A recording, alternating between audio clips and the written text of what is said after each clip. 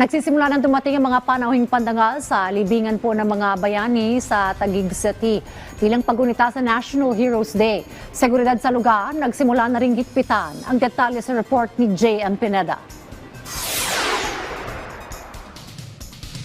Dayan, mahigpit na nga seguridad dito sa labas ng libingan ng mga bayani at katunayan nga ay nagpatupad na ng lockdown ng mga otoridad dito sa labas at kahit na anong klaseng sasakyan nga ay hindi na nila pinapapasok doon mismo sa loob ng event. At mamaya nga ay nakatakda ring dumating dito si Pangulong Ferdinand Marcos Jr. para dumalo sa pagdiriwang ng Araw ng Mga Bayani ngayong araw.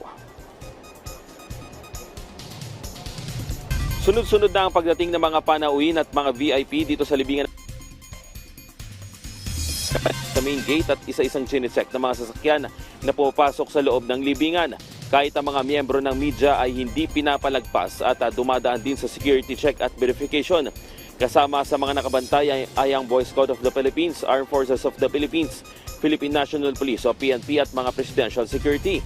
Nakakalat na rin sa perimeter ng lugar ang mga tauhan ng PNP para sa dagdag na seguridad. Kaninang bago mag-alas 7 naman ay pumasok na sa loob ang convoy ni Executive Secretary Lucas Bersamin. Dayan, napansin na din natin ang pagdating dito ni Presidential Advisor for Poverty Alleviation,